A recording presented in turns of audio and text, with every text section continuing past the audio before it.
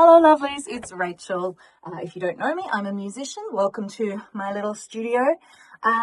It's the 31st of October, so 2 months of 2025 left to go. And I just wanted to do a little roundup of what happened in October, I guess. There were a couple of TV series that I enjoyed, well, streaming series, I guess you call them these days. First one was on Netflix called Giri Haji, which translates as Duty Shame. Now, with a title like that, as you'd expect, it is not a light comedy. There were some humorous moments, but overall, it was definitely a tragedy. You know, you can tell from the beginning that it's not going to end well for everybody involved, but it was really well done. It was a very engaging series, lots of commentary on what it means to be a good person, what it means to be a part of a family. So yeah, really enjoyed that one. And I also, of course, enjoyed that it was half set in Japan. Yeah, definitely enjoyed that one. Last night we watched the final episode of season 5 of Slow Horses on Apple TV. We've really enjoyed all seasons of it. Gary Oldman is just amazing. He's Gary Oldman.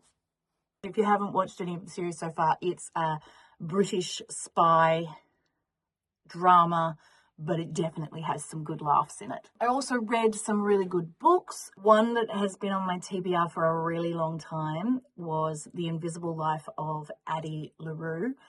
Finally got around to reading it. I borrowed it as an ebook from the library.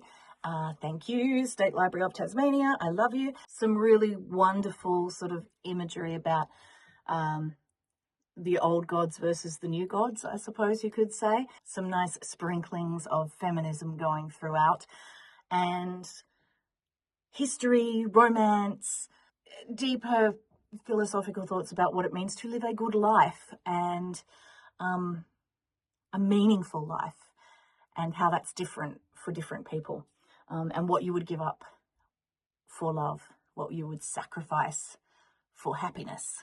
I also borrowed as an ebook, which is a book that was released, I'm going to say about 6 months ago, Eat Like a Girl by Dr. Mindy Pelz, and I bought it because it's amazing.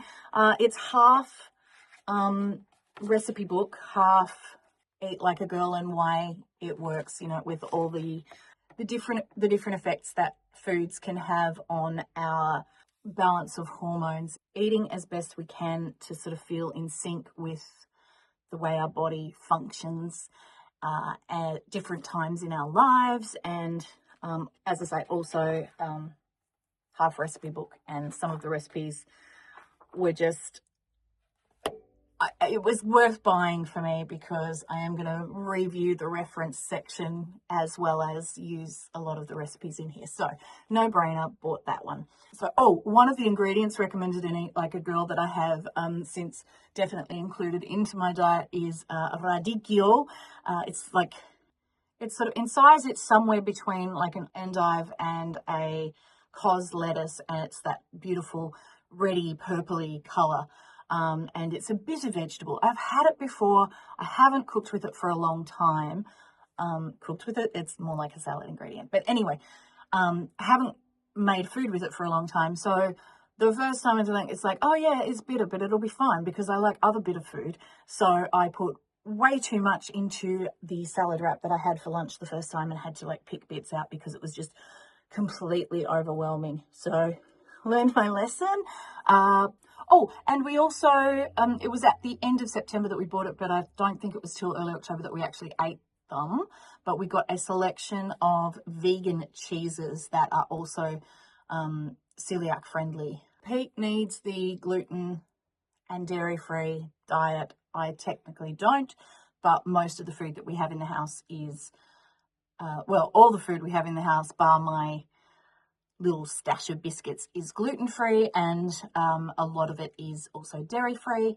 And so this was a really good find, not only because it's something that Pete can eat and enjoy, but I have tasted it, can recommend. It's really yummy. What else did I get? Oh, hi, Hobbs. Hobbs wanted to come and say hi. So I also got this. It's a rhyming dictionary. I actually got it because I was ordering the diary that I want for next year. There's a particular brand that I very much enjoy the layout and the quality of the paper and all that stuff, but I can't buy it in Tasmania, and I'm not planning a trip to out of the state for I don't know how long. So I thought, right, I'll order it online, and that diary plus the postage was more than buying that diary plus this book, which put me over the amount that I needed to get free postage. But the rhyming dictionary has arrived and the diary has not. So I don't understand how that works, that they've sent me 2 packages cheaper than they were going to send me one. Anyway, it's the complete rhyming dictionary recommended by Pat Pattinson, who's one of the lecturers in songwriting at Berklee School of Music. Also music related, I got these. Oh, I'm missing one. Oh, I think I took grade 1. Anyway, so there's actually 6 of these books rather than 5, grades 1 through 6. This is the new Theory of Music course from the Australian Music Examinations Board. This is the first theory sort of textbook collection that I've bought. It's a course and workbook all in one. I bought this because the last time I bought a theory book, I'm fairly confident, was when I was still doing my undergraduate, like 25 years ago. Not that theory of music has changed drastically in that time. It certainly has not. But the way you can approach it and teach it certainly has changed a lot in the last few decades.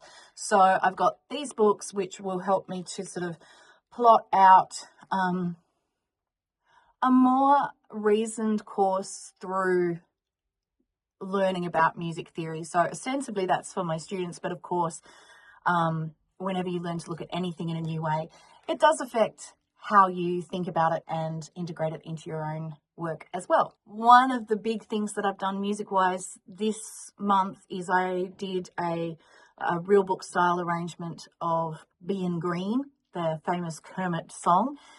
It is available to purchase. There are links in the description below. So this is a chart in all 12 keys, melody, lyrics, and chords. It's in all 12 keys, so it's great for singing teachers who have students that have different vocal ranges, but also it's a really tried and true method of practicing your jazz playing and singing to do things in 12 keys so that you're not sort of stuck in old habits and routines and you hear things differently. What else have I made? This is really slightly dodgy, but I had a fun crafternoon with my friend Kate. She is also a really creative person, playing around with like beads and buttons and just having a really nice afternoon. And then we got into countdown, like the UK countdown show meets Mr. Squiggle. Anyway, so it's like, I had a piece of paper and a pencil, and I'd be like, okay, give me a kind of line, and Kate would say like, squiggly line, and now give me a shape, and be like, oh, a circle. So we sort of went back and forth with giving each other types of lines and types of shapes, and she drew some pretty cool stuff. I did this bluegrass sheep and this specific ocean picture. They're not amazing artworks, but it was really fun and a creative way. And basically we just kept throwing lines and shapes at each other until like you got, oh, I can see what this picture is now. So it's really fun, something to do with your friends on a quiet afternoon at home. Big thing that I finished crafting this month was this knitted basket, and you can see that, a brown with a green trim. I do have plans to put this through a spin cycle to felt it, and so it'll be shrunk and like felted together, but at the moment I haven't done that because it was the perfect size to fit in this project which I'm started knitting a blanket, cardigan, which I did wear to Japan. What was that? 2018, 19 we went. So anyway, I had knitted the sort of dress that went with that cardigan and tried it on, and it was frumpy, and I looked at it and could not figure out for the life of me how to make it good. And there was a couple of things about the cardigan that I wasn't totally happy with having worn it. So it went into my stash of craft goodies from that point and stayed there for over 5 years until, this month I ripped it back and I started making a blanket out of the wool. But it's this really nice variegated greens and like a really dark teal blue. So I love that colour. And I like having blankets in my house to keep cozy. So that's really fun. The saddest thing that happened in October was one of our really close friends unfortunately passed away. He had a heart attack and he didn't make it. So that's been really hard. He was very young. He hadn't reached 40 yet. So we did a lot of grieving, not just myself and Pete, but also the Hobart music community is very popular and well loved down here, and he was also part of the Australian Army Band. So I think it was about 70 or 80 of the various Army Band people from around Australia actually came for the funeral last week, which was it was beautiful, and exactly as he would have wanted it. Out of that has come this idea of the Hayden Dare Memorial Trust that will eventually fund scholarships and potentially some performance opportunities and that sort of thing in the future. But at the moment, the main focus is getting some funding up to have scholarships so that we can help young Tasmanian musicians who may struggle to get access. So to help them with their education and development as jazz or contemporary musicians. So that's a really beautiful thing to have to remember Hayden by. I will also leave a link to the GoFundMe, which is currently active, in the description below. And once the foundation is set up, I will change that GoFundMe link to where you can donate to the Hayden Dare Memorial Trust. So I think that's the things that I really wanted to share from October. And I hope that you have had a wonderfully creative October and that it continues for you into November. I'll see you next time. Bye!